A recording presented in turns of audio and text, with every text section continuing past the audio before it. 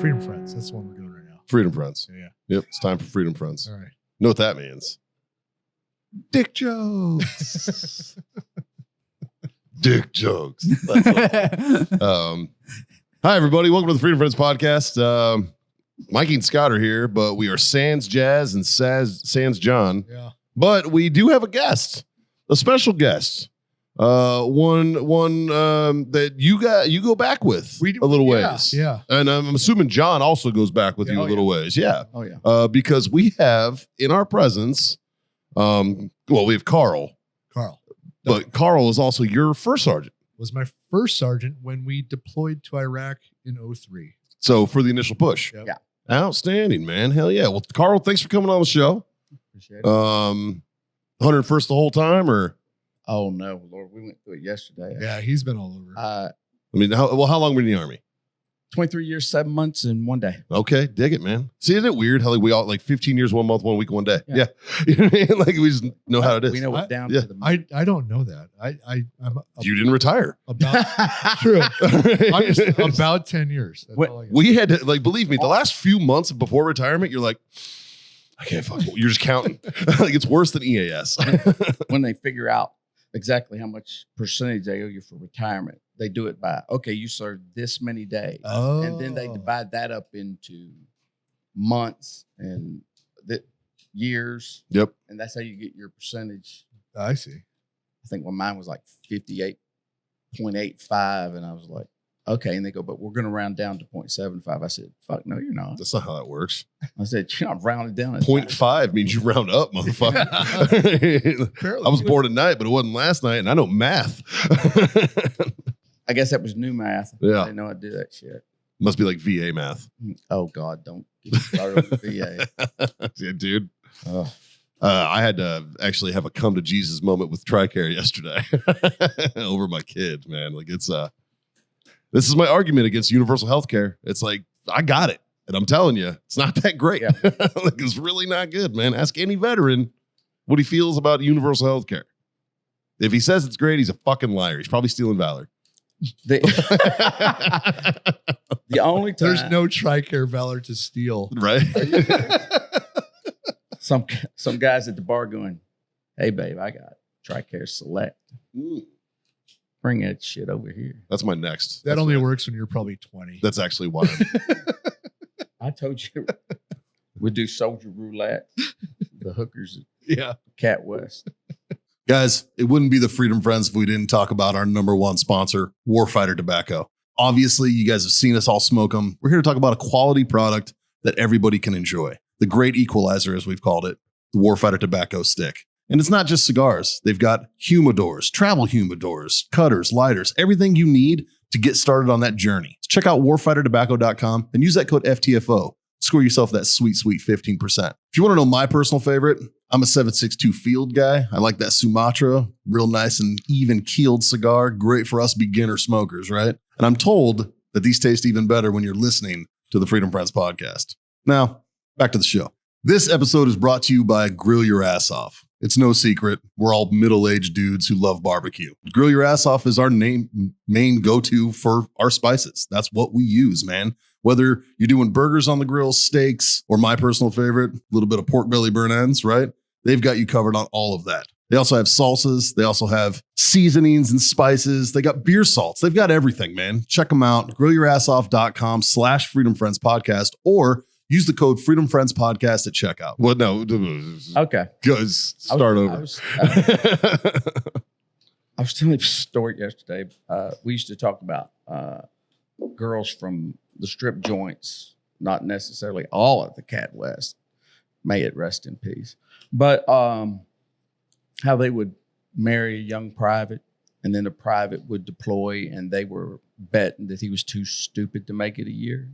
And then when he made it a year, they would divorce him and find another private, just playing private roulette until they got that one dumbass that got blown up, or not necessarily a dumbass that got blown up, but anyway. Well, he was a dumbass for marrying a stripper. Yeah. You're not a dumbass for getting blown up. That happens. Yeah. All right. But you're a fucking idiot for marrying a stripper. Yeah.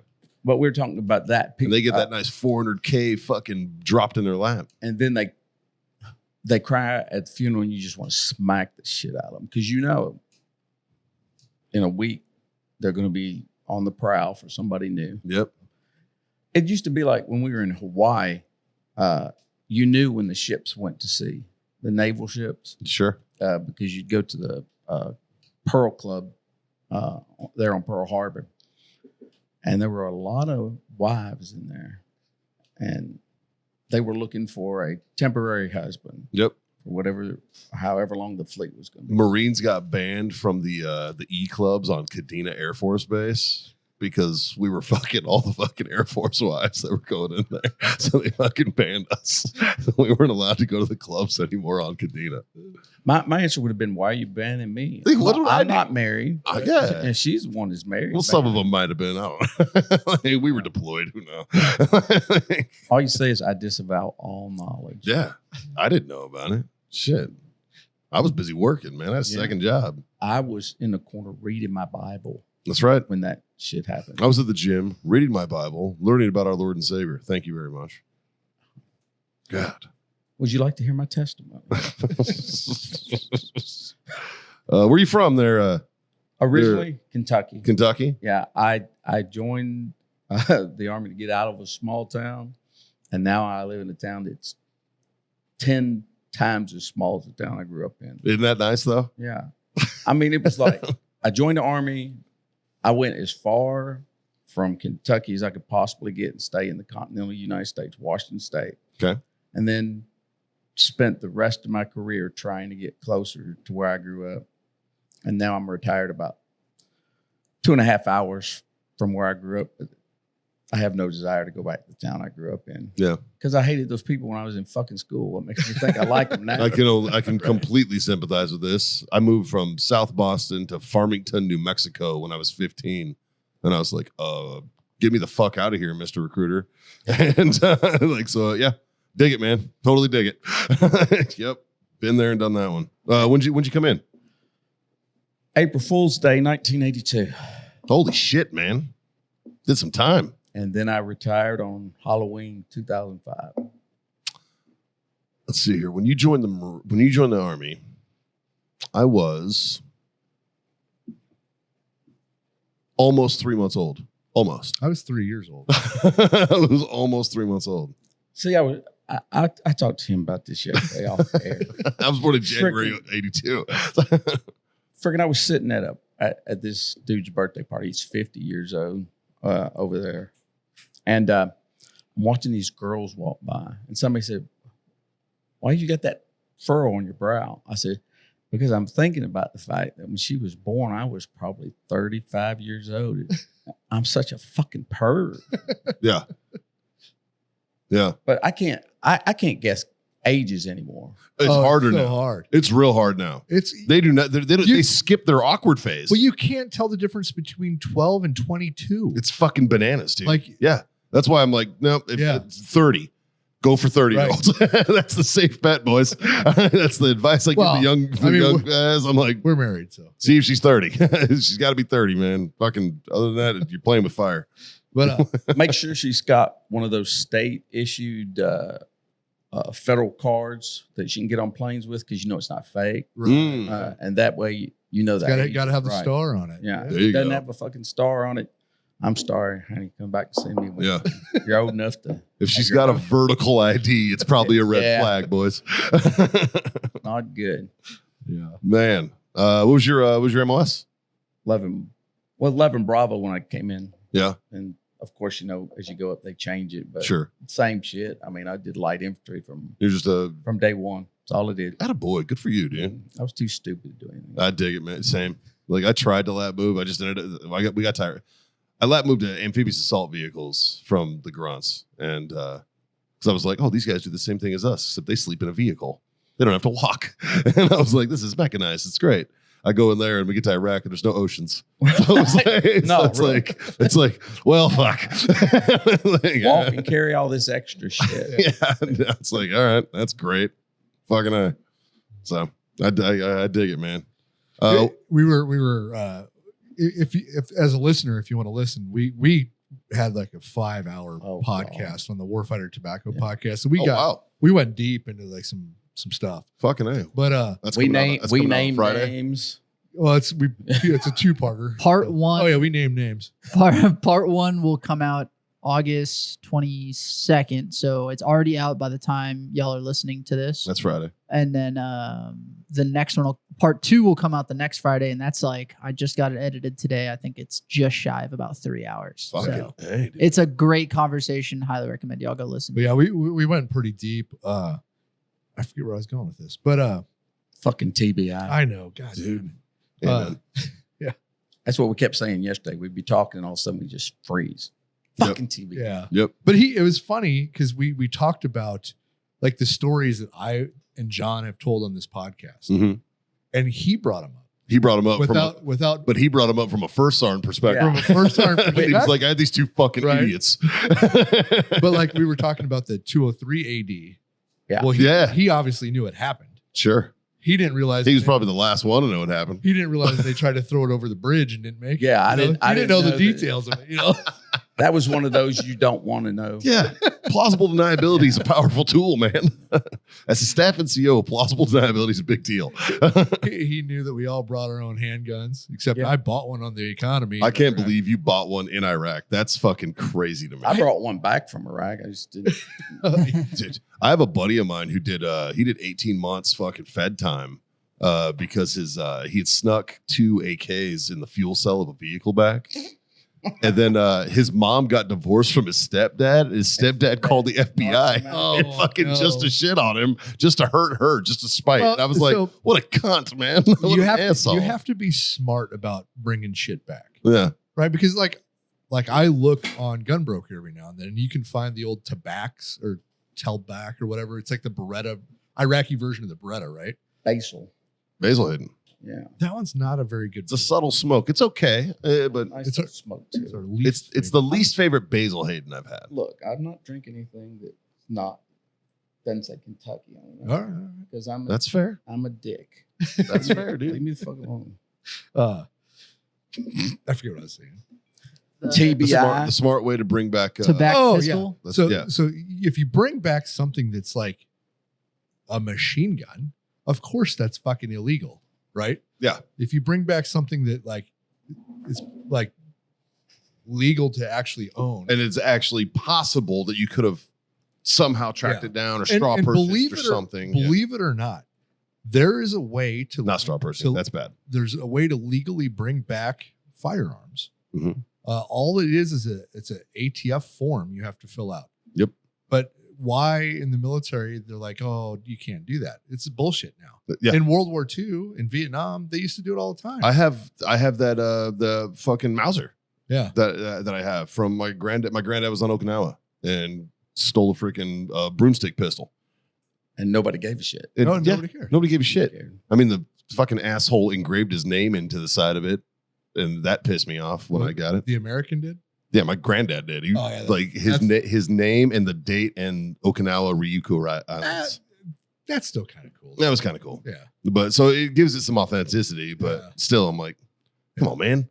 It'd be better if it was like a German name in it or something, you know? So, I mean, well, where do you think they got him? No, I know. But You like, know, if you got like, you know, this is the guy that owned the gun originally. you know, Yeah. That'd be cool. But Well, that was what was weird because it was on Okinawa. It was a Japanese dude oh, yeah. that had went and trained with Nazis Right. and had that pistol Yeah. and was there because they didn't carry those. They carried fucking something else. Namboos or Yeah, something weird. Yeah. Yeah. When Sergeant Major Woodhams left, Mhm. they made a show of giving him a pistol Right. and then a receipt from where they had bought it downtown. Horse shit. I mean, maybe they did buy it downtown, but that's not going to satisfy any Fed that looks at it. Yeah. Well, you can gift pistols. It's yeah, you completely can gift them, but All not, you gotta do is not from the combat zone. Oh, no. Oh, Because that's what they did. a receipt from the Iraqi. Yeah, exactly. Oh, yeah. See, I never got a receipt. He's asked me if I wanted a receipt. I'm like, no, thank you. Like, nah, probably ain't coming home with me. He said, no, I don't need a receipt unless you can write it in Farsi so that nobody can read it and I can lie about what it said. Right. There you go. Scott said, actually, I'd rather as little paper trail as possible. Yeah. I've told this story on the show before. I have Uday's Rolex at home. And how I got Uday's Rolex is we busted up a summer home and I broke a mirror. And inside of this mirror, There was a wad of Iraqi Saddam dinar, this watch.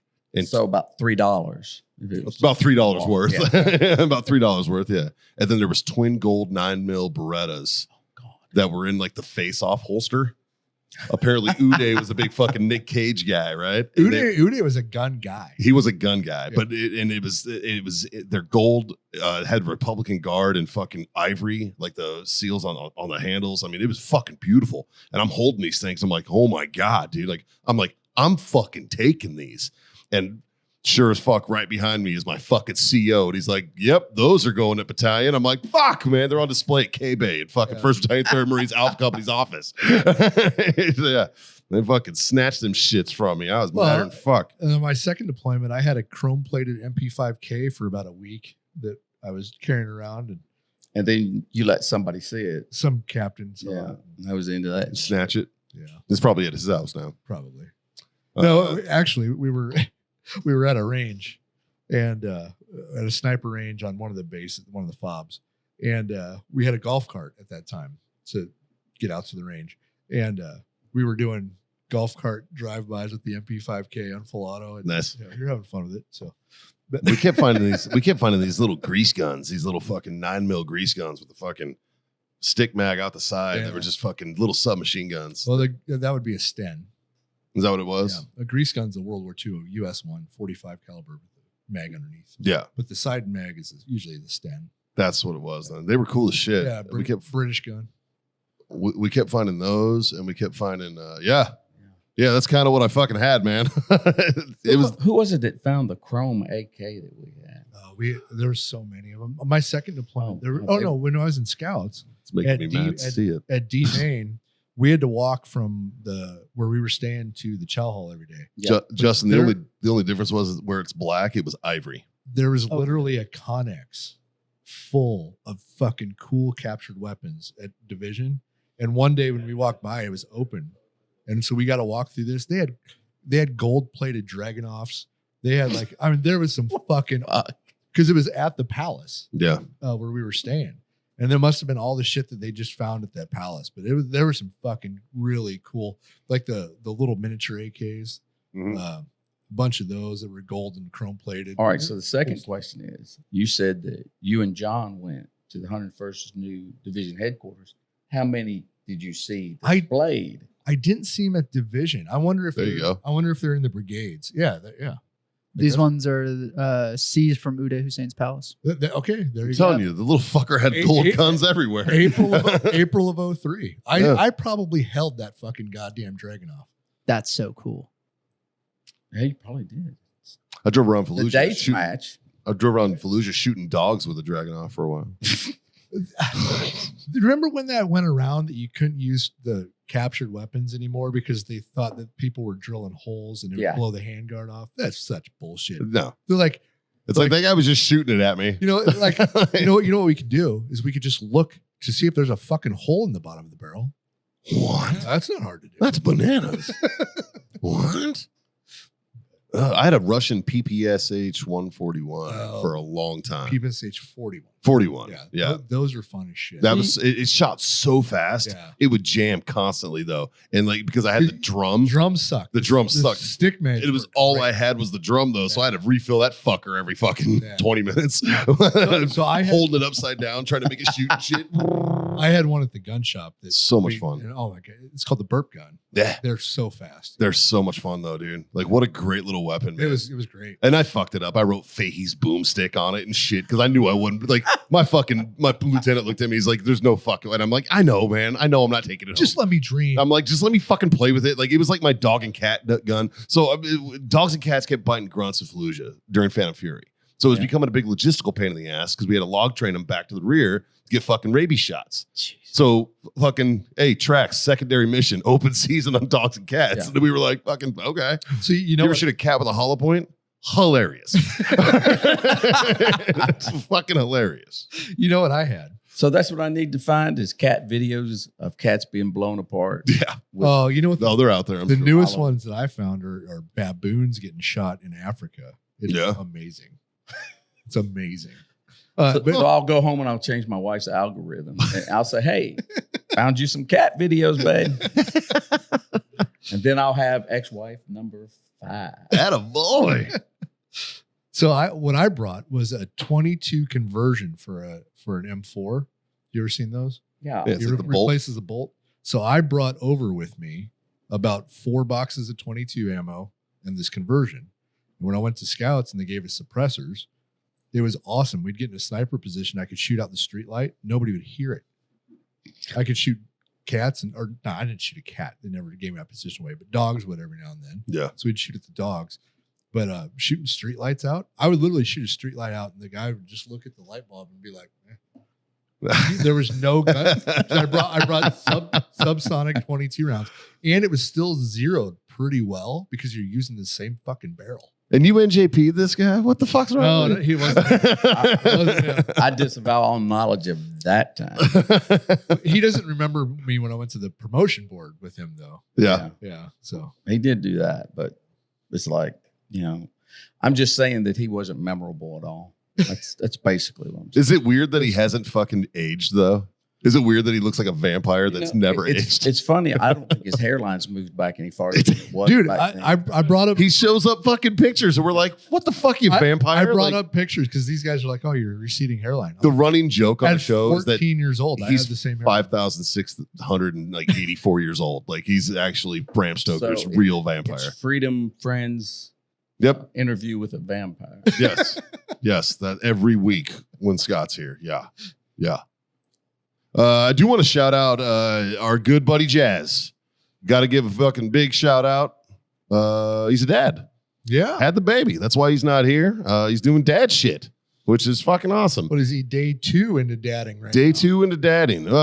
Yeah, about that. Yeah. Born yesterday, Jack was, and he's already talking shit because he has more hair than me. So fuck you, Jack. No, good looking kid though. Good looking boy. So, health and happiness to the happy couple and their baby. Man, it's fucking awesome. And then John out doing Lord's work, teaching people to scuba dive and shit up in the Great Lakes. Yeah. Yeah, up there wearing wetsuits, freezing his little fucking schnutz off.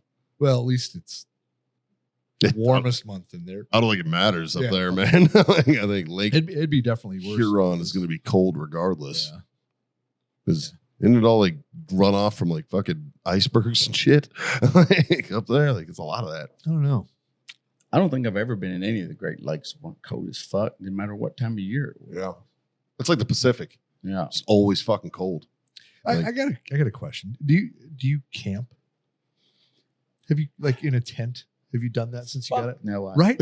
No, No. Fuck None no. of us will. My brother. I don't wanna There's do that. no infantry guy that's like, you know what? I want to go get in a tent again. My brother invited me to go spelunking with him. He goes, "Yeah, we'll set up a tent." I'm like, "Fuck you! Right. I've done that." Yeah. Like, I'm been there, a done fair weather outdoorsman that. at this oh, point. I glamp, baby. I'm a glamper now. Fuck that. Yeah. Even if it's too cold. To Even go. when I had to sleep in a tent recently, when I did that resort thing, the ayahuasca deal, Oh I yeah. had to sleep in a tent. I bought like the bougiest tent. I had a swamp cooler. I had a fucking ceiling fan. I had a fucking like a reclining fucking cot. It was amazing. Like If you want me to be hardcore, buy me a Winnebago. I mean, I'll drive that. yeah, Yeah. And I just won't clean the toilet, and then it looks like I'm hard at that point. just draw Wagner loves the cock inside Yeah. the bathroom, and you'd be all right. Yeah. Yeah. Yeah. We had a Sergeant Major Wagner for a while. Was he the Did you ever guy? have him? Yeah. He's- The best sergeant major we had was Chris Fields. When you talk, I mean, Woodham's was great, Yeah. but I remember Chris Fields when he was a first sergeant. I never had He him was as a a great first sergeant. guy. I had him as a battalion commander. Well, that's because that was like a century before. I guess you were only what 516. Yeah, that's it would have been right around his 500th year. Yeah. Not quite old enough. Not quite old enough. Plus, that was in Hawaii, Hmm. and you weren't there. Yeah. No, I never went anywhere. I was in the Guard for 2 years, and then I was at Campbell the whole fucking time in the same battalion. I was in my battalion longer than my battalion was in my battalion. My fucking That's right, battalion because They ETS. became Cav. Yeah. Yeah. That's funny. Yeah. They turned from infantry to Cav. Yeah. Yeah. Yeah. We've given him Spurs jokes plenty of time. Yeah. We don't have that, man. You guys have all your little trinkets and fucking flair that you guys wear. Like, we don't do that shit. So it's like, really, it's abnormal to me that it's like, That's like I went to not a true. buddy of mine's thing. He got the Audie Murphy Award, which is a big deal. Yeah, it is. And I didn't know it was a big deal because why the fuck would I? You know what I mean? Like if we had the Chesty Puller Award, which we don't, because that's fucking extra. It's like, oh, is it fun? No, not for you, Marines. No fun for you. It's like, what the fuck, man? But since I've been hanging out with a lot of like soldiers and veterans that are of the Army and stuff, like I've learned so much. And I have an older brother who's a Ranger. You know what I mean? Fuck those Rangers. No, fucking, you ain't lying, Trust dude. those motherfuckers. Oh, it's fucking the dumbest person I know. The fucking dumbest person I know is my oldest brother. Second dumbest. Well, you taught him, I'm sure. I might have. He was a Ranger instructor. Jesus, dude. You ever had a kid named Hayes go through circa How would 92? I fucking know. I hope you fucking I called every one of them the same thing. hope you choked him.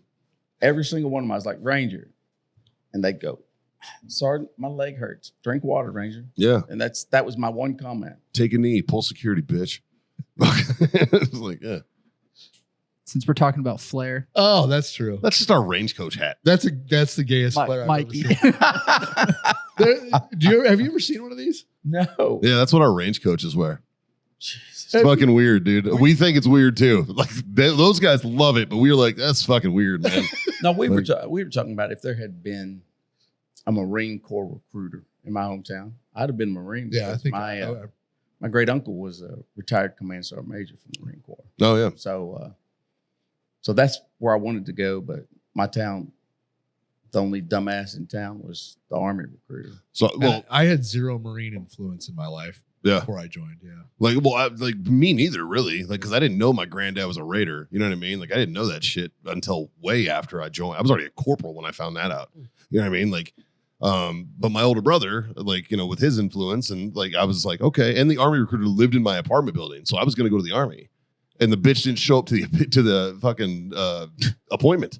I sat out in front of her office for like 3 hours. And the bitch never came, so I was like, "Fuck this lady." So I went home and called her. And literally, her car's in the parking lot. I called her cordless phone. It was the 90s, and I'm like standing outside looking up, and I see her look at her caller ID, set it down, and walk away. And I was like, "Okay." I'm peeping Tomming in her fucking window, seeing it happen, and I'm like, fuck this lady. So the next day I walked right by her office. She's like, hey, I was like, go fuck yourself. Walked right into the Marine Corps recruiter. And I was like, fucking. I think we talked about it on the air about my recruiter. I'm the dumbass that went into the recruiter and said, I want to do that infantry shit. Me too. That looks like so much fun. And he said, I'm not gonna give you that contract. He said, because you'll come back and you'll tell everybody that I fucked you and put you in the infantry. I said, no, I won't. And I was the one when everybody was in AIT passing stories about how their recruiter fucked them. I was the one going, nope, mine didn't fuck me. I fucked myself. Did it all by myself. I was the same way. I was 16 when I first talked to the recruiter, and they're like, we can't even touch you till you're 17, man. They're like, we can't even. So it's like, this is all a moot conversation. Like, it's like, we're stoked that you're interested, but yeah, there's no point, right? Like, and once you turn 17, mom's got to sign. And I was like, okay, cool. And then and he was like, you got to graduate early. And I was like, no worries. So I skipped a grade and graduated valedictorian. And I was like, I'm joining the Marines. And everybody's like, what the fuck? And I was like, wait a minute. No, we have to beat you around the head so your IQ. Like, it was like, what the fuck, man? Like, so, yeah. Well, dude, if you met Jazz, the guy whose seat you're sitting in, he's the smartest guy in any room he goes into. And I'm convinced that the only reason that he joined the Army as an enlisted guy was because his dad and you weren't in yet, but his dad, his aunt, like every member of his family was like airborne, like their entire careers. Oh, and then he was like, I'm going to go enlisted and be PSYOPs.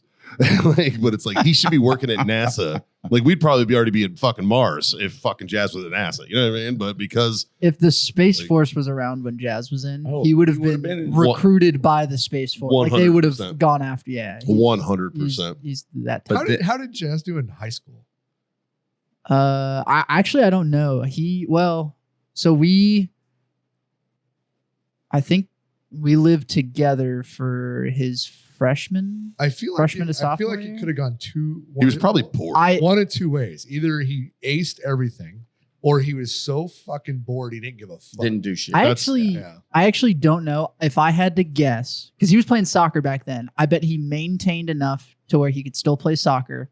He didn't study, but he was one of those like, yeah, I'm still going to get like a 90, 95 or something. I bet you Jazz would be like, I'm going to challenge myself to get an 87 on this test. Yeah. It's just like real specific. Yeah, I need to do exactly 13 points. I gotta Homework purposely get assignment. this one wrong. I Yeah. gotta purposely get this one wrong. Yeah. This one's worth 10 points. He's like, I gotta write. he's red penning his own shit.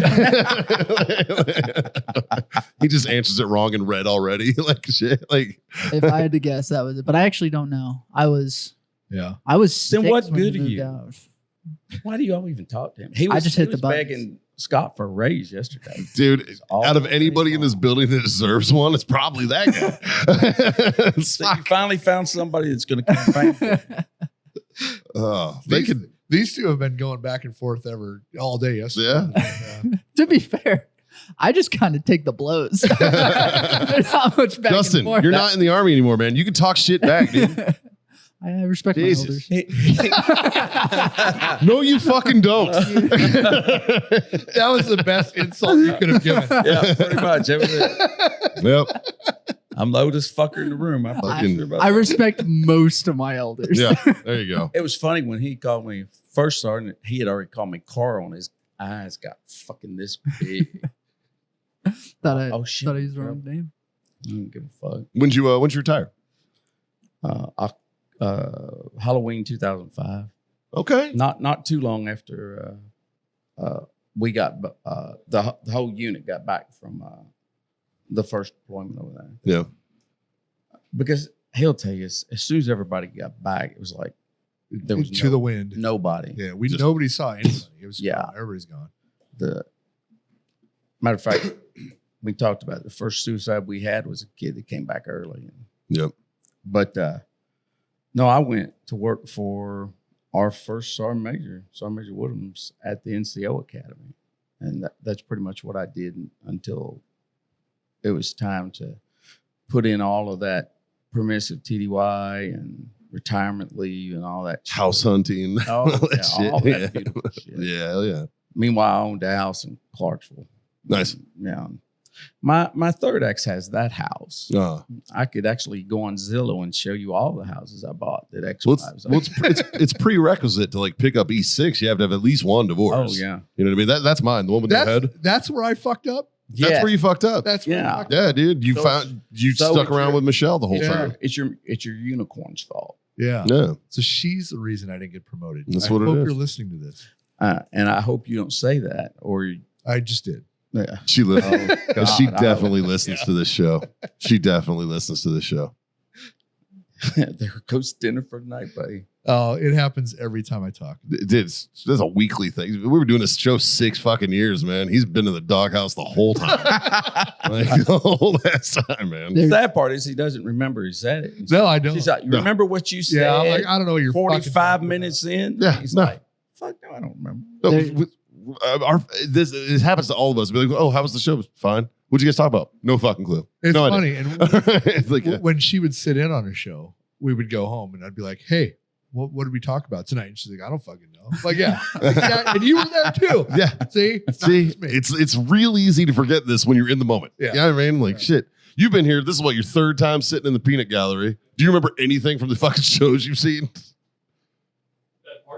Like one or two, like small little things. If you little had to go home and tidbits. describe it to your wife, though, you're like, oh, what'd they talk about? Like, No fucking idea. I don't know. Yeah.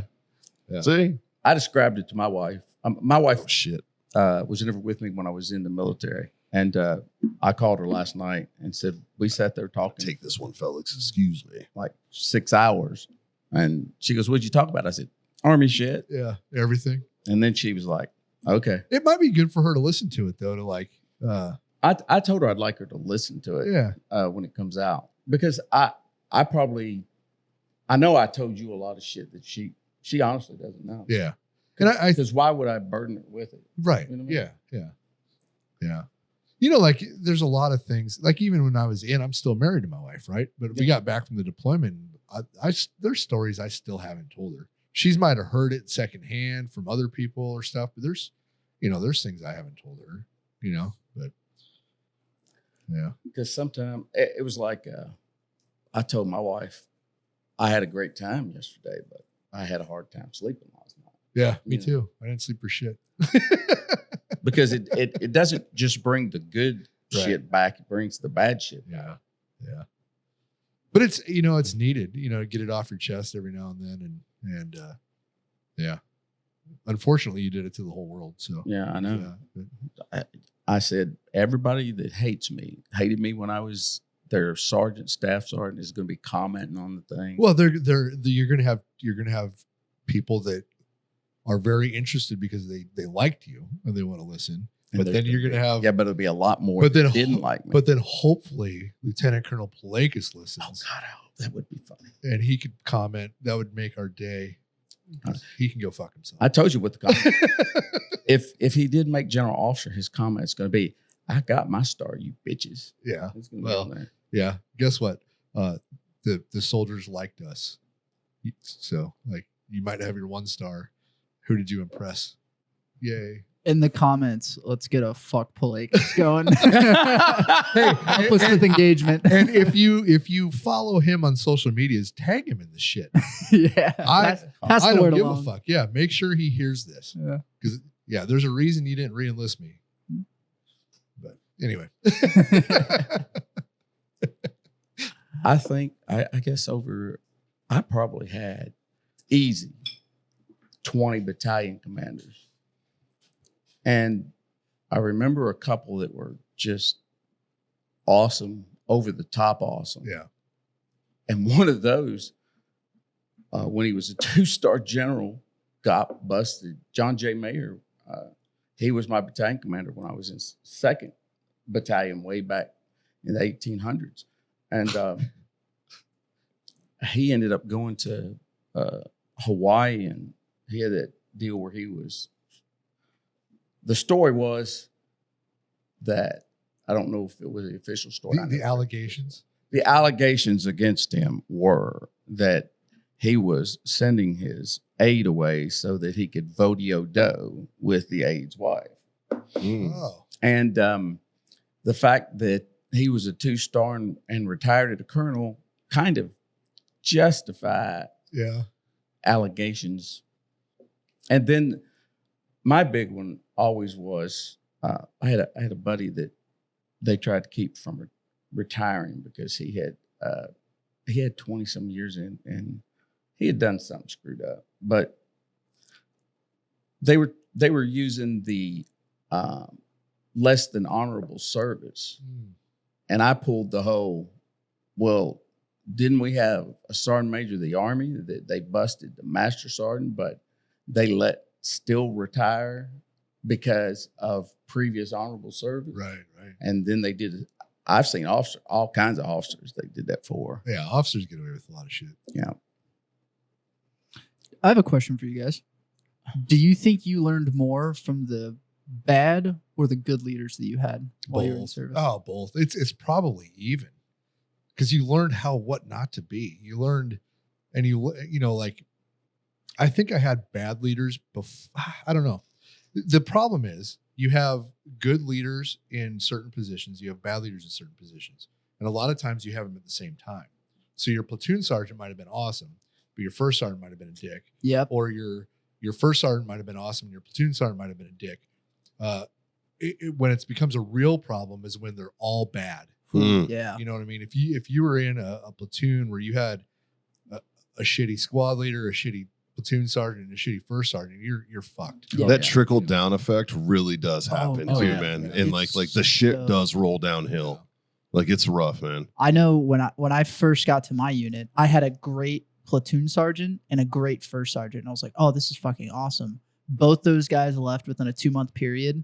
And our first sergeant was a pile of dog shit. And our platoon sergeant was dumber than a box of rocks. Yep. And it was fucking hell for a couple of years. And then, I think that's in their OER. They have to be dumber in a box of rocks. oh Mm. God, he checked that Then box. it's, And then those guys left and it was like the stars aligned. We had a great platoon sergeant, a great PL, a great first sergeant. And then our old first sergeant became the CSM. And I was like, that was the only thing that kept me like, maybe That's I'll the benefit re-enlist. you get in the Like, National Guard. That's true. It's because those guys like, no, this is where I drill. Yeah. So I got promoted. Guess what? This is my Get to spot. stay there. Like, Yeah. like that I got happens. The You know, first like, unit I was in a cohort unit where we all came in this same day. Oh. And we went to basic training together. We all deployed to Korea after 2.5, 3 years in Fort Lewis. So had the same platoon sergeant for like 3.5 years of my time in the service. nice. And he was a dick about a lot of things, but he would sit down with you and he would talk about different leadership stuff. And there's things that he did that made me so that I wouldn't do them, would never do them. Sure. But I learned a lot from him about paperwork kind of shit, you know. And then that's an unfortunate necessary evil. Oh, yeah. Once you become a first sergeant too, like when you're in that billet, that job, like you got to learn how that shit works, man. Like that'll kill you. and you might not like it, but it's a necessary evil because that's what keeps the rig rolling, right? Like, Well, I got lucky because what's his name? Cass something started with a K. Who's next door to us in Charlie Company, I think. I don't remember. He was the first sergeant over there. He had a spreadsheet that he had built that had all the bullshit things they're going to ask, all the soldiers' shoe sizes and birth dates and wives' names, all that shit. they go to dental. Yeah, all that crap. And First sergeants get so mad if you don't go to dental. I don't know why. He gets so angry. that's because, It's readiness. like you said, shit rose down. It's readiness. Yeah. Brigade commander's like, how come that platoon has 3 people that need molars removed? That's what I want to know. It's like, why is this a hill you're dying on, sir? It's like, what the fuck? It's so weird to me. But no, he had he gave me a copy of that, and that probably saved me from so much shit because That's it was, I can see, I mean, I knew first sergeants when I was younger that I worked for that I thought they stayed in the office after hours because they loved being around the troops. No, They're working. they spent all night doing the fucking paperwork. Yep. When I first picked up staff sergeant, I got sent to Okinawa on a UDP, unit deployment program. So we were just doing a 7-month deployment to Camp Schwab, Okinawa. And while I was there, the sergeant major, a bunch of the command staff and everybody, they all went on an IA billet to Afghanistan. And I found myself as the senior staff at CO as a boot staff sergeant in the battalion. And the battalion commander was like, guess what, sergeant major? And I'm like, what? I'm like, so I was a battalion sergeant major after 6 years in the fucking military. And I'm like, I don't know what to do. But it's very similar. The sergeant major that was there, while he was a fucking cunt, he was an absolute piece of shit human being. He was squared away. And he had all that shit in place for me. So I had all of his spreadsheets, all of his binders. He had a really good desktop turnover. So it was easy for me to fall in on the job, thankfully. But it was still But it's fucked up that to say you were a good first sergeant or he's a good sergeant major, he has to have 300 spreadsheets to be able to answer any question. You would think that the Army would have an app. I always something thought like that they right? would. I mean, apps weren't a thing then, man. No, I know, but well, Excel But- spreadsheets. yeah, but were, though. a standardized. Yeah, standardized. They want an Yeah. SOP every other Like, fucking thing. Why didn't they? What I don't know what what's the first sergeant leadership school? What's that called? first sergeant school. First sergeant's course. So at the first sergeant's course, you would get access to, the standardized thing. I mean, Well, the problem is that That's not what they teach at the first sergeant course. I'm gonna tell you right now Yeah. because I taught the first sergeant course right there for a while. well, you guys stress more initiative. It's initiative based. It's like no, They you're in charge. You do it your way. Well, what they teach is shit that you would never be a first sergeant if you didn't already know. Oh yeah. Yeah. And then what I tried to do is they were trying out that visual crap where they had somebody from the Sergeant Major's Academy that was giving the class, and 90% of the time the machine would go fucking down. So you're teaching the people you had. And what I was teaching them was just who were the important. You need to have the important people on speed dial. You need to have somebody at JAG on speed dial. You need to have somebody at finance on speed dial. The people that you can call to make sure that you don't do something fucking stupid first. Sure. But the people that you can call if Joe can't get his money, because I remember going into finance as a platoon sergeant as the E7, couldn't get shit done. Walked in there with a dime and they're like, what can we do for you, First Sergeant? Yep. And you can do a lot more than Joe did. Now, I'll tell you what I did do when I was a young E5 at Fort Campbell. My first job as a newly promoted E5 was as a platoon sergeant because they didn't have any NCOs at Fort Campbell at that time. But I had soldiers that had pay problems and all kinds of shit. So I'm from Kentucky, so I just called my senator, Mitch McConnell. We called old Mitch. And did a congruent. A congressional inquiry. You did a congruent on him? Oh yeah. And so then that'll make motherfuckers move. Then they wouldn't help me, but it would come from the other direction. And you know, after about 3 of those, they kind of figured out what I was doing.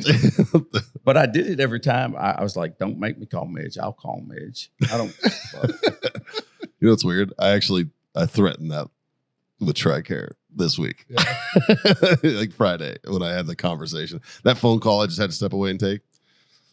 Squared away. It was TRICARE. It's just squared away. So imagine that. But it should never come to the point that somebody has to jump over 14 levels of the chain of command to get some specialist at finance to do something that's 2 strokes on a computer for him. Yep. And we all know that most privates that get married are living paycheck to paycheck, and all it takes is a flat tire for them not to be able to feed their family. Yeah. And that's a sad state of affairs, but that was the way the beast ran. There's a statistic, and it's scary. It's like 87% of E5s and below live under the poverty line and can't afford to feed their families. Like the food shortages in the military with our junior ranks is fucking terrifying, man. And like there are organizations out there now that are trying to highlight that. Veteran Success Resource Group is a big one that's trying to do that. As much as I fucking hate to say it, the Grunt Style Foundation got a hold of that one too. Yeah. You know, like fucking. But there are some organizations out there that are highlighting and bringing awareness to that problem. The question is who's going to fucking do something about it? And honestly, it's got to come from within. You know, like the fucking the services themselves, the Joint Chiefs need to get involved and go, hey, we need to fucking pump their comrades, or fucking maybe look at BAH with inflation and shit like that. Yeah. You know, and start pumping these guys up a little bit and give them a little bit of extra cushion. So that, somebody up there has so they could feed their kids and not eat fucking ramen every night. You know, like I remember a time when I was like, don't give anybody above E6 a pay raise this year. Give it all to the privates, and because honestly, that solves 80% of your problem with the privates is when they can, because I mean, they'll get in trouble with that money. Oh, but that'll work itself out. But I would have got it back from my girl at Cat West anyway, so it wouldn't matter. There you go. You know. Yeah, what are we looking at? What's our basic pay rate? This is now? This is current. These motherfuckers. Never mind. Fuck God damn. Fuck them, dude. They're doing fine. What the fuck, dude? 2,300? I know, right? What the fuck, dude? So you get those. Dude, I used to make $400 a check. Yes. And after they took everything out, it was like $75 at end month, $75 at end of month. Well, what the fuck? I was telling him I made way more delivering pizzas than I did as an E3, E4. Well, that's why I worked 2 and 3 jobs. Yeah. You know, a second and a third job almost most of my time I was a bartender for most of my time in the military. And then they tried cracking down on it when I was doing pizzas. Oh, they tried to bitch at me too. Yeah, they're like, oh, you can't have a secondary job. And I'm like, fuck, then you pay my fucking bills. All right, so if I had stayed in and say, since we all know I have no tact whatsoever, I would still be a E8 and just say over 24, $7,000 fucking dollars a month. God damn, if I'd have stayed in right God now, damn. I'd still be making $5,000 a month because I'd have still been a staff sergeant. You don't pick up gunny when you choke slam a warrant officer, turns out. Yeah, that. So, yeah. Oops. Yeah. Oopsie. Well, E8, it says I would have made, if I'd stayed for 40 years, which means I would have been in a wheelchair, both legs, probably, knees would have had to have been replaced by this point in time. Well, it looks like that. It looks like E8 tops out at 30. Yeah. You're not making any after that. They're like, yeah, it's time for you to get out. The only people who go over 30 is E9s, though. Like that's in the rule, right? Like the only motherfucker that goes over 30 is E9. So, wow. And then that's not even talking BAH. No. Yeah. Look up BAH and Well, it depends on the. do they Yeah, it still goes do off. separate rations? I don't know. Yeah. they do. Yeah, but it all goes off zip code. So, Yeah. Yeah. like, I mean, and I looked into it when I was going through college because, like I said, you basically described my career. Because when I got out, I became a contractor. Then And I then got you done with went- that. I was like, I'm gonna try this college out. Went and got some Yeah. degrees. I literally did all that shit. But so BAH was a factor, and because I went to UIW, it's in Alamo Heights. Alamo Heights has a better BAH rate than San Antonio does. So that's why you went there. That's what. Yellow Ribbon School. That's right. But and then my wife was going to San Marcos at the time. So I transferred my GI Bill to her. And I was doing voc rehab through the VA. So we were double dipping BAH when we were in college. Nice. But she was getting San Marcos and I was getting Alamo Heights. And Alamo Heights is that's a hoity-toity area here in San Antonio, you know? So I tried to transfer mine to my kids. And neither one of them dumbasses went to college. I said, really? You can go for fucking free and you don't want to go? I said, college isn't always the answer, but damn, for free. Yeah. it's free. You could at least go the first year and get drunk for free. Yeah, What the fuck?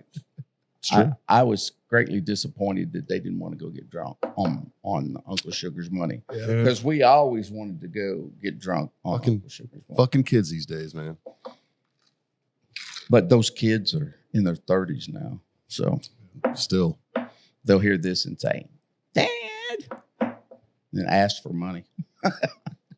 It's in your college fund, bitch. I already gave you money, all right? You got to talk to Uncle Sugar about that because Yeah. he said you only had X amount of years to use it. You didn't use it. That got changed. You lose it. They got changed, yeah. But it didn't get retro changed. It get changed from that date. Well, it depends. If you did you ever transfer anything into them? Because they have like fucking 50 years.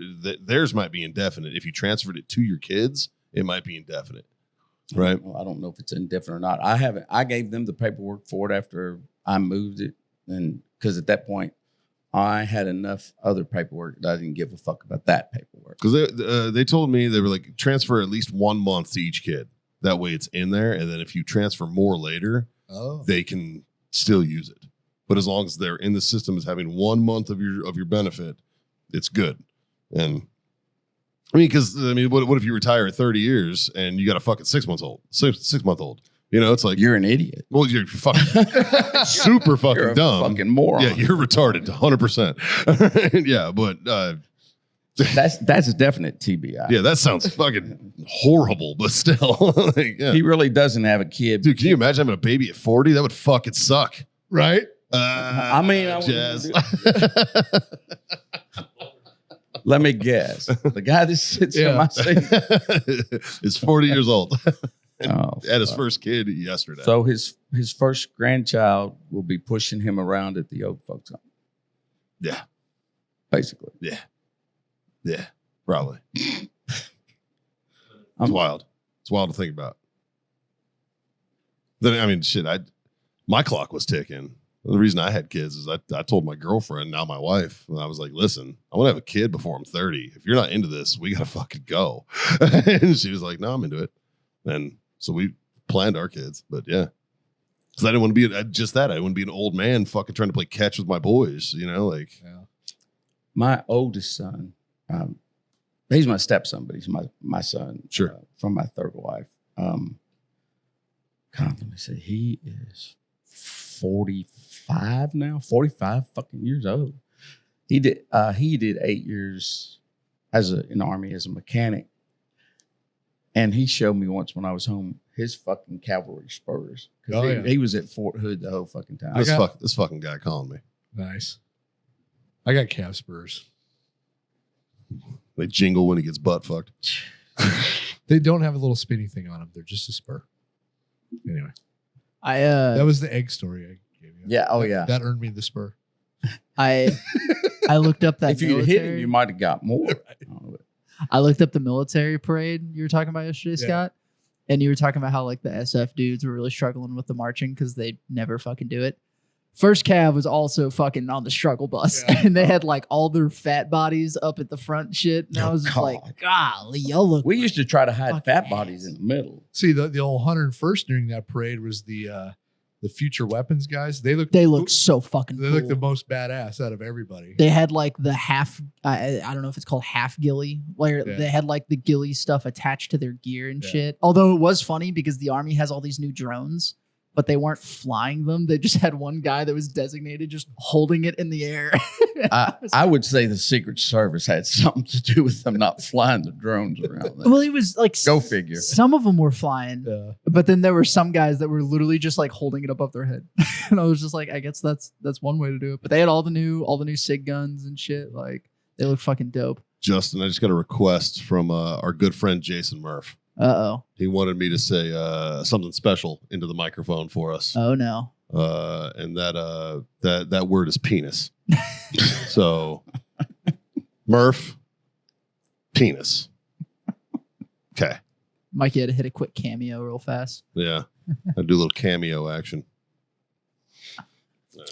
You were talking, or we were talking about the VA, how fucked up the VA is. But the only time, How much time you got? I've dealt with it long enough. I'm like you.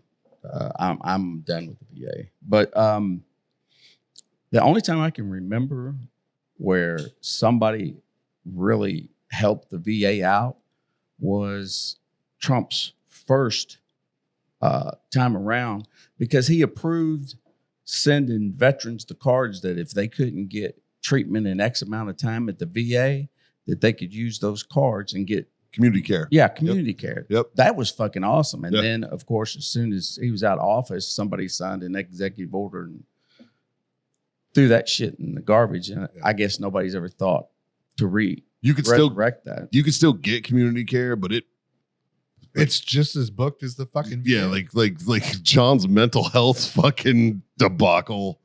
Well, Holy fuck. John needs to move to a place like where I am, and there's very few veterans, so community care is wide open. Nobody's true. fucking there. That's true. No, well, so right now I'm TRICARE Prime, which fucking sucks.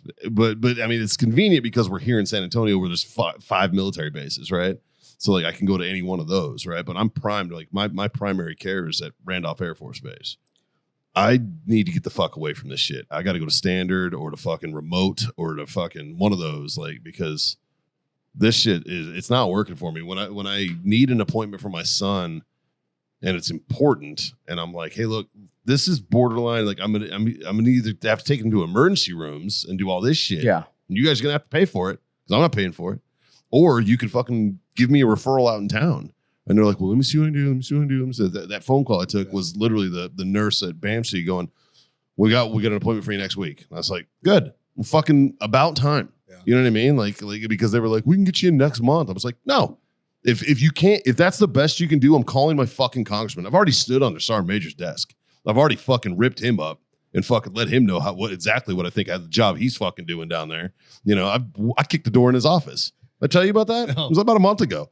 Maybe 2 months ago. I kicked his fucking door in and was like, fuck do you do in this office? It ain't fucking work. Like I chewed his boot ass up, dude. I didn't give a fuck. Like dude's been in the army like 16 years. The fucking boot. I fucking destroyed that little shit. All right. Like I'm fucking went in there fucking knife handed the fuck out of him. All right. Like it's like, bitch, I was stacking bodies of illusion before your first fucking boner. Fuck off. Like, fucking, yeah. And like I was just like, God damn, man. Like the fact that I have to go through this extra shit, and I'm me, so I know the fucking channels to hit to fucking put the pressure on. Your average fucking guy that gets out, No. you don't know Has that no shit. idea. He's getting fucked. He's getting fucking monster butt fucked, man. Like Especially if what you are only doing? serve like one term. I Yeah, the you do lo- 4 the years longer, and- the more years you serve, the more you find out how fucked the system is, but you know which parts of the system. You know how to circumvent. Exactly. Yeah. Exactly. But a soldier that comes in, ends up being deployed, gets fucked up, comes home, and's like, I'm done with the fucking military, and gets out. He doesn't know what the fuck to do. Yeah. I mean, Well, when I got out, we got off of a stop loss. So the whole fucking division was getting out. oh God, Right. damn. And so when I went to my VA shit, they were just fucking pencil whipping the shit out of it. They didn't give a fuck.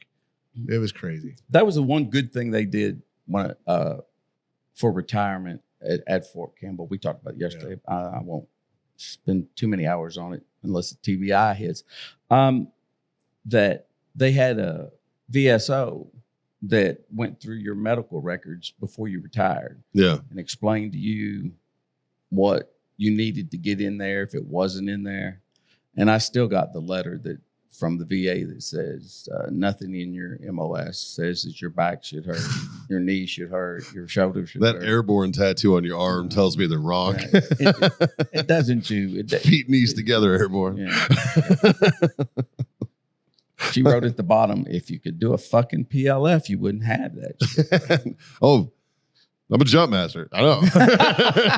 Yeah.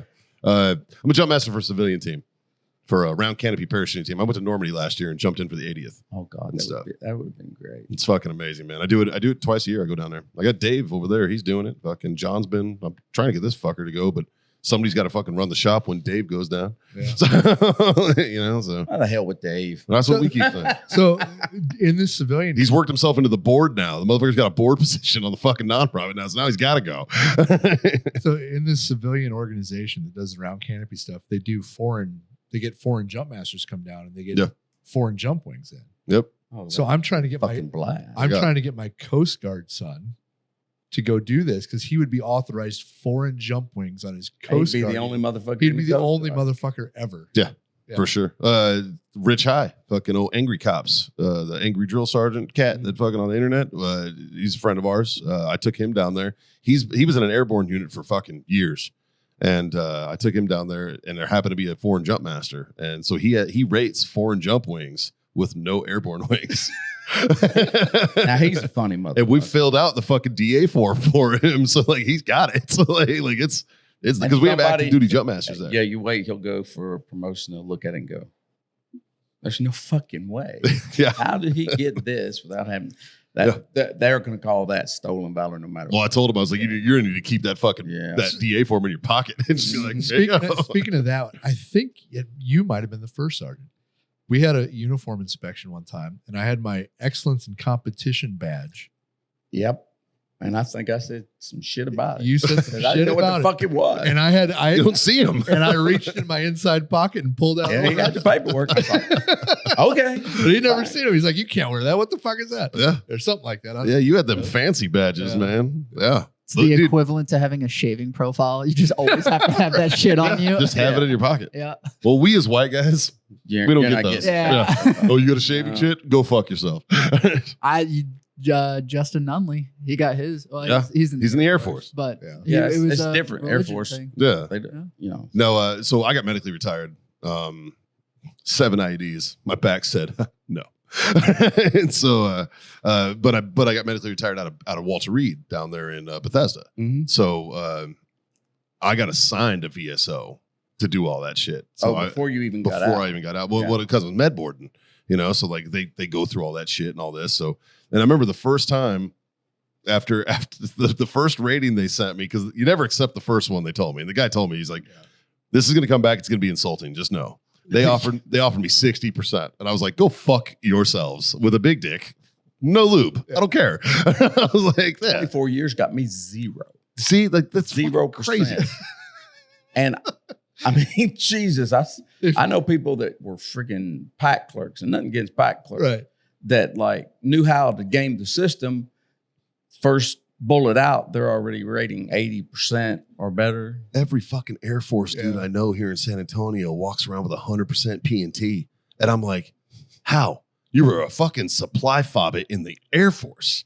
Like you didn't even shoot a fucking rifle your entire time in the military. You did 4 fucking years and magically you got 100% Yeah. because somebody was mean to you once. Like, fuck right off, man. Like, are you shitting me? Like, The fuck is going on here? Like, and it's just me being a hater. That's all it is, because the Army and the Marine Corps need to figure out what the fuck we're doing wrong. That's really what it is. No, it's just it's common sense. Like, you got guys that have been in combat. Like, fuck me. Like, I mean, That alone should rate you 50% off the bat. Yeah. You know what I mean? Just because you don't know. Look at Agent Orange. Look at all the burn pit shit that's coming out after the fact. All that shit's going to come out down the road. So Yeah, so see, I've got a deal. I've got 30% loss of use in my lungs. They call it constrictive bronchiolitis. That is caused from the sulfur fires that we were in, where we're breathing red air. Yep. I mean, you're looking at that and you're breathing and you're going, this is not fucking It's like, I'm just giving myself cancer right now. Right now. Like, yeah. This is going to suck. I slipped over a berm from a burn pit. It was like from here to that fucking light. It was right there, man. Like, it was fucking, like, there's no fucking way I don't have mesothelioma or whatever the fuck. Like, there's no way. Like, is there any asbestos in clues? I don't know, but I know how to melt a clue. probably. Yeah. Probably. Fucking grenade burning bitches. Jesus, dude. We had a guy throw a fucking one of the the sights for Artie. It's like this artillery sight. It goes on the side of the fucking howitzer, right. and like I guess it's like It's got the level on it. it's got the level on it, Oh, but it's that's got all this. shit. It's got all this corrosive shit in it, and they just chucked it in the burn pit, and that fucking thing blew. And we were like, we're gonna die. Like, that's got like uranium and shit. It's like that's fuck. Like, they're dangerous, man. Like, and sites, like the sites for they're all like nitrogen charged and everything. Yeah. That shit going up. It was like, what the fuck, man? You're making hydrogen bombs over here. Like, you fucking idiots learn how to split an atom. We're all dead. Good God. Fucking terrible, man. Just fucking morons. Oh, dude, I guess just throw it away. Huh? Like, Yeah, that's what the morons did. Just threw it away. Yeah. Now they just drop 320s. hey, at least that's natural selection that SIG decided. Fucking crazy. Yeah, I listened to the micro content of your desk pop. Yeah. I guess it was technically supposed to be my desk pop. Right.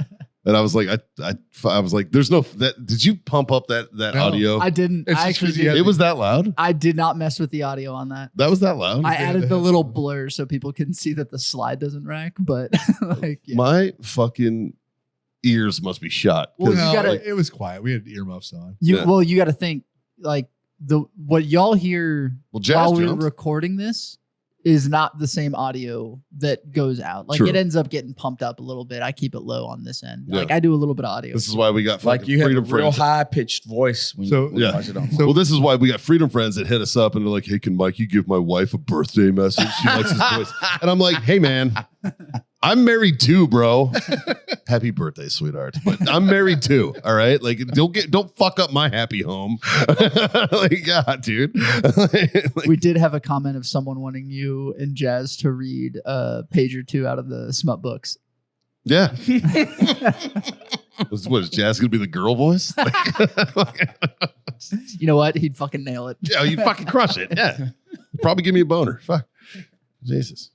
You might want to request, what particular book are you talking about? Just smut. Just Yeah. smut. Like, my wife reads Fairy smut. porn. That's the thing. We watch porn. Our wives are reading the shit.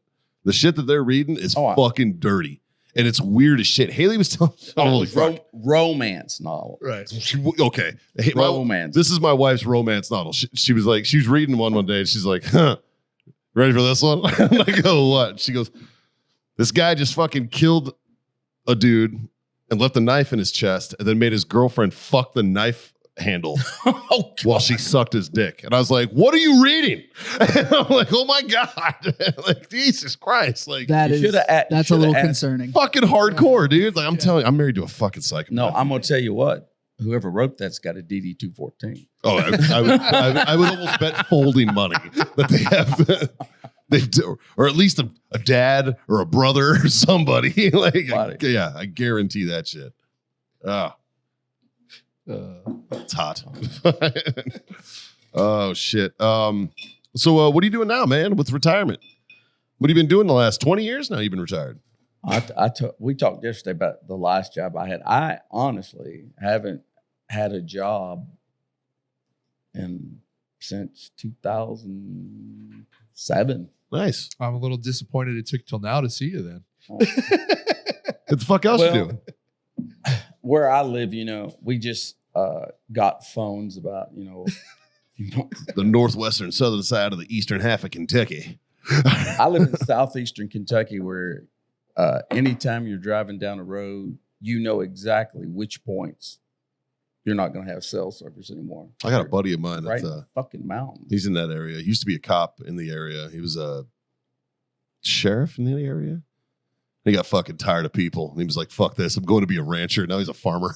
He's just like, fuck this. He just stopped. He was in my Fallujah platoon. He was one of my crew chiefs. Yeah, he's a good dude. Seth Papool. Shout out to him. He listens to the show while he's on his tractor. Nice. Yeah. I worked in a prison for a little while when I got out. And then I worked for Airmark. We named them yesterday. Might as well name them today.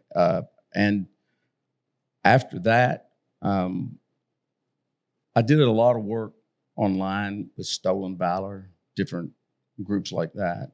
Yeah. And We looked into Tim Kennedy recently, or no, I I got to the point where you're welcome, Justin.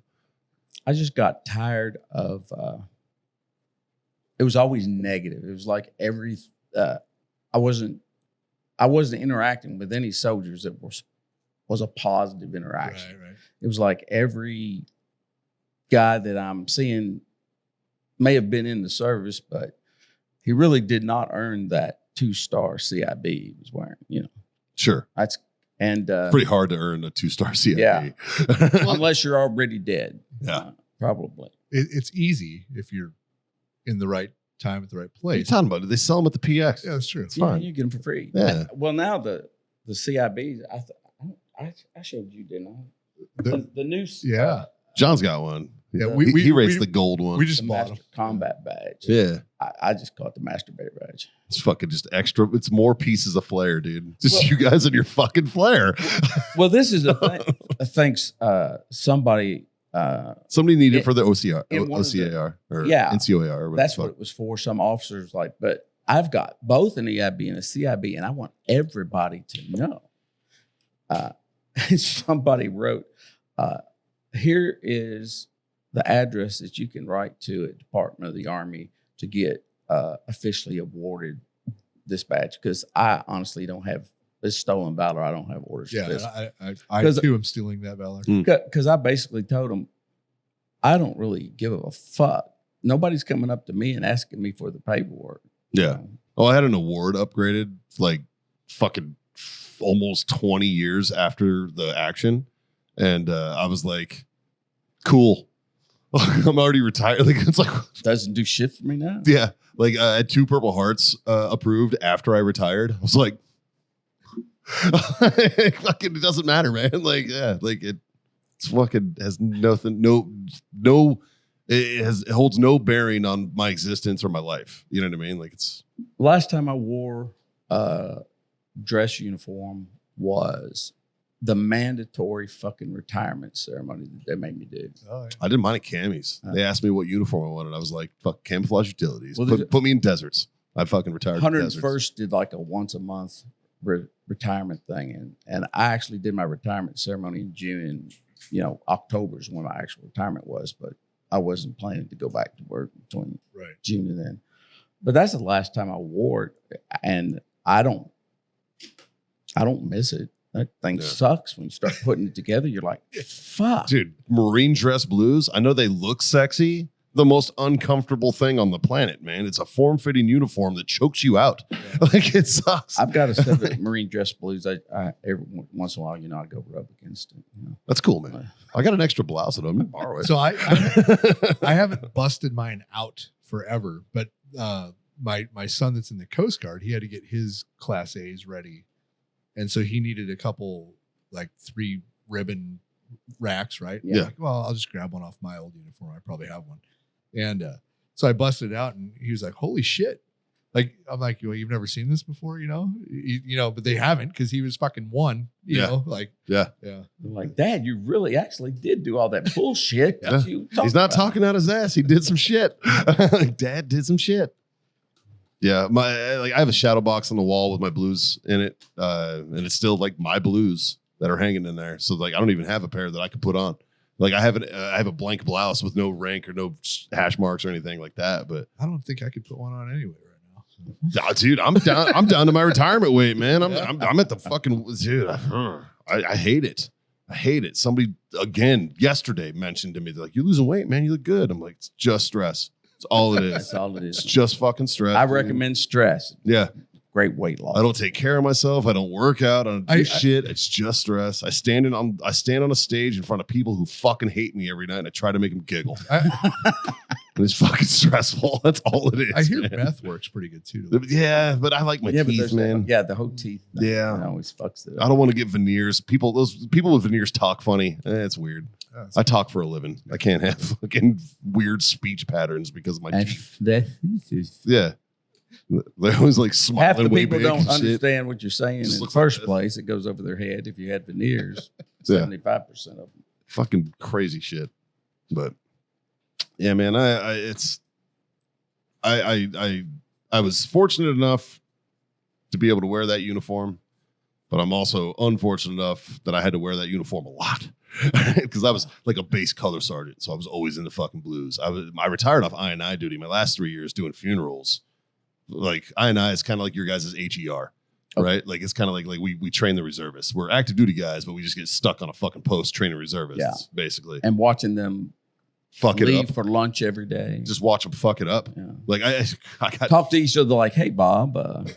I told these guys this story one time. I got in trouble because we did the reservists had their annual training, and I had a reserve counterpart as a company gunny, and I gift wrapped this shit for him, man. Like I was like, listen, I was like, here's a binder. I had it color coded, highlighted by like, if you do this, you are going to be You will be a go. They're going to look like you're walking on fucking water, bro. Like you're going to be fucking murdering. It's going to be great. And day one, hour one, he fucked it up and fucked up the whole 2 weeks. And just sucked the dick. And at the end, they're doing an after actions meeting, and my battalion commander's in there, and the I&I was also lieutenant colonel's in there, and they're both like, "What the fuck happened?" And I'm like, "I'll tell you what happened. This motherfucker's retarded." And they're like, "You can't say that. He's a gunny." I'm like, "The fuck I can't." And he's like, "What happened?" I was like, "I'll tell you what happened, sir." I was like, "If I handed you a bowl and I poured Cheerios in it and I put a spoon in it and I poured milk in it and I handed it to this motherfucker, he'd go, 'Thanks,' and then put it on his fucking head." And like, that dude got so mad. He tried to yell at me. And then I remember he came, it was a Thursday, and on Fridays we had to wear our fucking Charlies, our short sleeve uniform, right?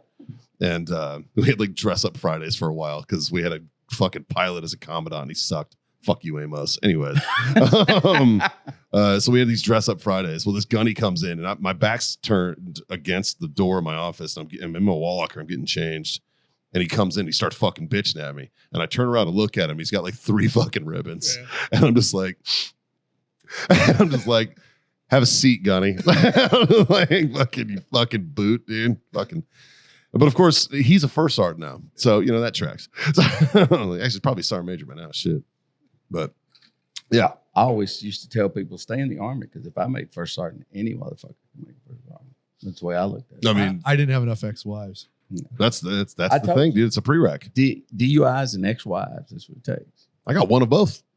Fucking A. Well, I beat the DUI. That sounds like a Just country one song. ex-wife? I did Just one. I did get the My Article 20s 15, were awesome, though. So I feel like I got the Article 15, so I feel like I could have came back to E6 probably really quick if I wanted to. The best quote Chesty Puller ever said was, "Take me to the brig. I want to see where the real Marines are." The best fucking quote he ever said, dude. Yeah. Fucking, well, that and we're surrounded. That simplifies our problem. That's also a great quote. I believe it's we're surrounded. We have them right where we want them. Yeah. It's like, fucking, yeah, dude. I got divorced the day before I turned 21. So it was fucking, I was your quintessential junior Marine, man. I got married at 18, divorced the day before I turned 21. She cheated on me with like 4 different dudes, married one of my best friends. Fucking, they had a couple kids. Man, some of them stories sound really. He's got a Yeah. he's got a better story. Yeah. He got his back pay the day after you got divorced. After I got all my back What a pay win. for from the VA, you know, where they finally approved my shit 100%. But they and backdated sent years. it to me. They backdated like 5 years. So Fuck yeah. I got a shit ton of money the day after my divorce. And she didn't get a fucking thing. Oh, she was pissed. Fuck her. I went. I drove up to the house on my new Harley, and then I had because she loved my other motorcycle, and she kept saying, "You take me for a ride." I'm like, "Fuck no, we're not married. I'm not taking you anywhere." Yeah. Bought myself a new car. I didn't even like the car, but it was the type that she liked, and I just bought it. Just so when I picked up the kids, she could just look at it. Buying cars out of spite. I love it. Yeah, fucking love wasting it. money out of spite. That's basically really what I did. I love it, dude. But no, I drove around after I didn't have a job, and I mean, it was like I'd drive my motorcycle from one coast to the other because I didn't want to be anywhere. But I spent a lot of time living in casinos because I love to play poker. And People call it a gambling problem. I disagree. I just think it's fun. I loved playing poker. Yeah. And I was smart enough to put a limit on myself as to how much I would win or how much I would lose. Well, not how much I'd win, but how much I would lose. If I started out, it was like $500 a day playing 10, 20. When I lose this $500, I'm done playing for the day. If that's at 11 a.m., I'm done at 11 a.m. But if I'm winning, I'm going to keep playing until I get back to the point where I start to dip into that $500. And I had weekends where I slept most of the weekend because I fucking had a really bad time at the table. And then I had weekends where I didn't get any sleep at all. But it used to be fun to go to casinos and play cards. Yeah. It used to be. Now, I mean, everybody does it online. Everybody has pokerstars.com. Oh, God, yeah. Yeah. And then you really can't. You end up playing against Granny, and you really don't want to beat Granny at the 1-3 table because, you know, you want to see her eat more and her teeth need fixing and all that shit. I don't give a fuck about other people. Like, I don't give a fuck. I don't believe empathy exists. Like, I don't fucking believe in Damn empathy. it. I was about to be like, Mikey's a huge empath. Like, I bartended for 15 years and it made me hate fucking people, I think. Like, more so than the Marine Corps did. Like, yeah. Like, oh, I fucking loathe people in general. I like individuals. Yeah. But people in general, fuck them. And no, if she makes her decision to gamble, just like I'm gambling, and she's old enough to fucking make that decision, she's old enough to fucking deal with losing. Well, I call her Granny, but I think she was only like 26. It was the meth. Definitely fuck her. Well, that meth aged her. Yeah. She looked like she was Yeah, she looked like hell. 84. I was afraid if she won a pot, I would be accused of being, you know, a supplier. That's always unfortunate. I hate seeing that. You see like a girl that used to be like real good looking, real pretty thing, and like just she gets into meth and just fucks it all up. It's like, what are you doing? Like, damn it. Like, I don't know. I was never done meth, so Yeah. Drugs are bad. yeah. I mean, Well, some drugs are bad. Some drugs are awesome. drugs are good for you. Some drugs are really good. Subliminal messages. Yeah. Drugs are good for you. They put drugs in warfighter tobacco products. It's meth. It's meth. It's Definitely meth. It's gotta be meth. We got to start looking at the repeat customers and seeing how effective this is. There is one brand. That's Warfighter Snow. Why do I want to start a business right now? There is one brand of Warfighter cigars that has meth in it, but we're not telling you which one. Yeah, you got to find. You have to gotta find buy. It's part of the $1,000 We here at package that we Warfighter sell. Tobacco do not condone the messages that Freedom Friends podcast puts out. Hey, you know what? I get confused as working here so fucking often. Fuck you.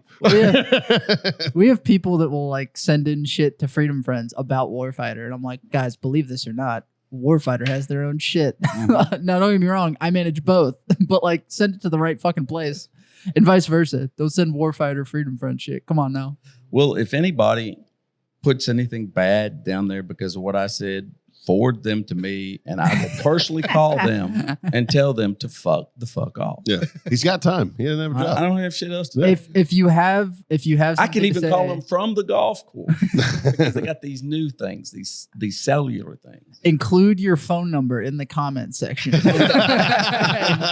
we'll get back to you. Somebody will. Yeah, Somebody will. Somebody definitely will. Also, I need to say this.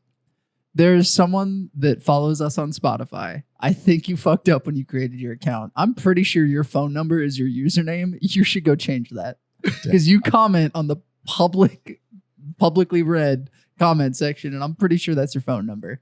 If that's you, you should change that shit. Oh shit. Yeah. Maybe You're a fucking nice guy. That'd have been like, hey, username fucking 512-364. We should just call them. yeah, that's not a bad idea. Just call them. We might have some Patreon content. Text me the number. I'll call him. We'll give him a phone We'll call. call him on the debate. Maybe we'll do some extra Patreon content. Can we FaceTime? No, because that's my shit. It's attached to my shit. It's so not. no. He said it's not going on my phone. No. When they get that restraining order, it's not going to be against. Yeah, me. I'm definitely not calling him. I don't want him having my fucking numbers. Yeah, then you'll get called every day. Do you get the Warfighter phone? That one's public anyway. Yeah, Dave. yeah, he's the Warfighter phone, man. Real quick though, boys, we got a drink bought for us on Patreon that came with a fun fact. Ooh. Did you guys know that Ryan sits when he pees? Yeah, Ryan sits when he pees. That's right. Cheers, Ryan sits when he pees. Best username we've gotten on Patreon, hands down. and the Fucking awesome. email address does not match Ryan. The email address does not have the name Ryan in it, so I'm hoping Does it have to another troll name in it? Yes. No, it has a phone. Really? It has a Yes. phone number. That's the one he's talking about. Oh shit. Did you hit any links while you were here? Yeah, he told me that we were going to kick today off earlier, and so I was over here earlier, and he said we kicked it back a few hours. I was like, good. Went over there. I got 12 holes in before my alarm went off. Where'd you go? Right here at the Air Force Base. Oh, at Randolph? Yeah, I hear it's a good course. I've not played it. it's good for old men like me because there's no hills. Like I know I don't look like it, but I golf. Like, yeah. I've only been golfing I mean, for like 4.5, 5 years, but you call it golf. It's mostly whack fuck, but yeah. well, I don't care if it's whack fuck or whatever it is. I love playing golf. Just if for nothing else, there's nobody else I have to listen to except my other 15 personalities. Those are the only people I have to listen to. There you go, when I'm out man. there. And I have the same line that I tell everybody that plays golf with me. Because when I make a bad shot, I normally laugh about it because I honestly don't give a fuck. And when somebody goes, "Why are you laughing?" I say, "There's nobody here shooting at me." Yeah. What the fuck? Yeah. And we know I'm not going into the PGA, so does it matter what my score is? I don't give a fuck. Somebody asked me the other day, why comedy? And it just so happened that the individual that was asking me this was also a golfer. And I asked him, and I was like, you play golf, right? And he goes, yeah. And I go, you know when you're first starting off and it's really fucking hard because golf's a hard sport. Yeah. But you hit that one shot and then you chase that dragon the rest of your life. I told my wife that it only takes one shot a week to make you want to come back. Yep. Because I play like 4 when I'm home. I play like Mondays, Wednesdays, and Fridays. Matter of fact, I've got a tee time for Saturday when I get back home in Virginia. My brother-in-law said, yeah, we've got a tee time. Because I was talking to my wife. She was asking me when I was getting home. I said, I might make it Friday or Saturday. And then he was there with her, and he goes, we got a tee time, 9 o'clock Saturday morning. I said, I'll be there. I'll make it. Yeah. But no, I play about 4 times a week, and you only need to have that 1 3-hole stretch where it's like you're like, you start off somehow, you birdie the first hole, and then on that par 5, you roll that ball on there. You get an eagle, and you're like, what? You're like, this is fucking great. And then you turn around and quadruple bogey the par 3 that's right after it. Yep. Yeah. But thou shalt not hit 2 good shots in a row. Exactly. Oh, you listen to Berdogi. Berdogi. Yeah. He's great. I love him. He's so good. Yeah. He Follow me or 3-putt the rest of your life. Yeah. Well, I'm already 3-putting, so Yeah, right. Like fuck. I don't need to follow you, but I'm already there. But no, it's just it's a way that if you don't want to socialize, you don't have to socialize. Yeah. But if you've got a good group of friends that you're playing with, it's a big stress reliever. For me, it's a big stress reliever. Because it's not like I play golf with I play with one guy that was a Marine in Vietnam, and he's the only one that's got any military service. So we don't talk a lot of military shit when we're golfing, but we do talk shit about the other people we're playing with. Absolutely. We'll be in this golf cart. I'll put this out there, and if my brother-in-law and my nephew watch it, I don't really care. We love it when they play together because my nephew is hyper competitive. And you can tell when he's winning when we're playing golf because he'll come up to you and he'll try to tell you, if you change this in your stance, I'll try to fucking school you. Yeah. Yeah. He's trying to say, I'm doing all this. If you just did this, and I'm like, damn, I'm still going to suck even if I do that. It doesn't fucking matter. But they'll start to get into it. They'll start bitching at each other. And we were playing one day, and we were on 15th hole. We had played the first 14 holes. Hey, fucking higher math, dude. Look at that. And on the 15th hole, that was the first time my brother-in-law used the driver all day, on that hole. And my nephew brought that up. He goes, you haven't used the driver all day? And my brother-in-law goes, because I've been beating the shit out of you with the 3-wood. I need the driver. Now, my brother-in-law doesn't cuss, so that part's... Paraphrased. Yeah. But that's basically what he said. Yeah. And the one time that I did beat my nephew, he wanted to immediately go back out and play again because I'm the worst golfer of the 4 of us. Sure. And when I actually beat him, he wanted to go out that day and play another 18 holes golf because I don't think he wanted to wait another week. Because I've got that scorecard. I mean, nice. Yeah, that was getting framed, man. Yeah, saving that for sure. Well, so that's what I was telling him. I was like, listen, you play golf because that one shot or that 1 3-hole stretch, and that's what keeps you coming. It's the same thing in comedy.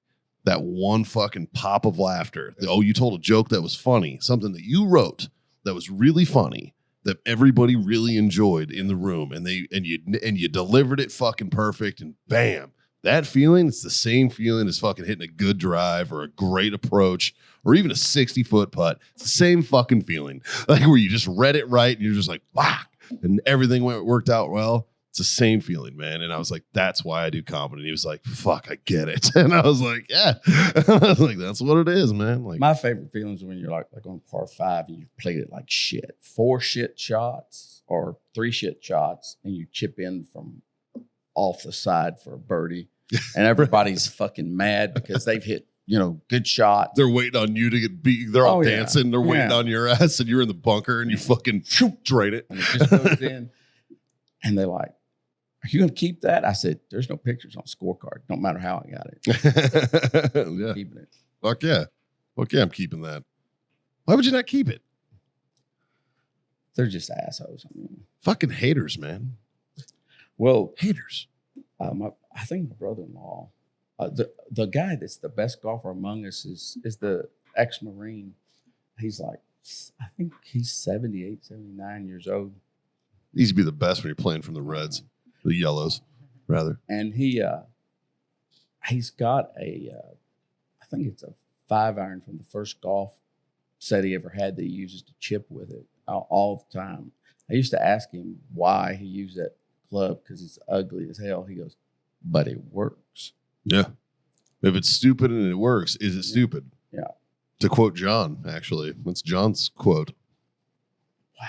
Yeah. If it's stupid and it works, is it stupid? I'm telling you, that fucker, I don't know what he was like in the army, but he's got a fucking gem of brilliance once in a while, man. He'll fucking come out with some shit. I used to rate my soldiers on who was funny. Just like when you watch them interact with other people.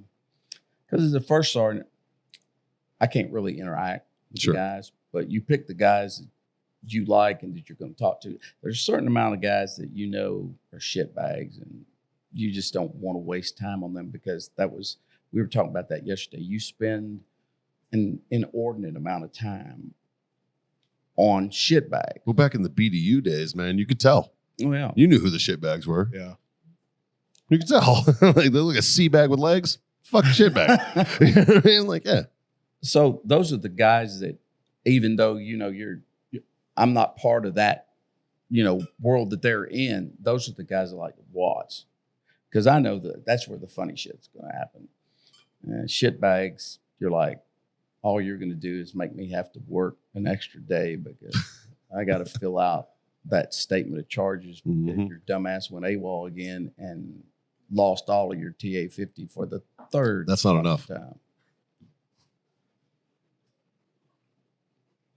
We do not promote alcoholism, but we do promote cigars that have meth. I think on that note, boys, I'm going to raise my glass. I'm going to say cheers, guys. Thank you for being my freedom friend. Dude, thanks for coming. Like this is a lot of fun, man. I like hearing the stories. When's the last time you've done a safety brief? Oh God, I haven't done a safety brief. Oh, hit us with a good first sergeant safety brief. Would you like to? Oh hell yeah! I guarantee you, our listeners need one. Let me see. I used to do a top 10 list safety briefing. Number 1 was if you drink, don't drive. Drive, don't drink.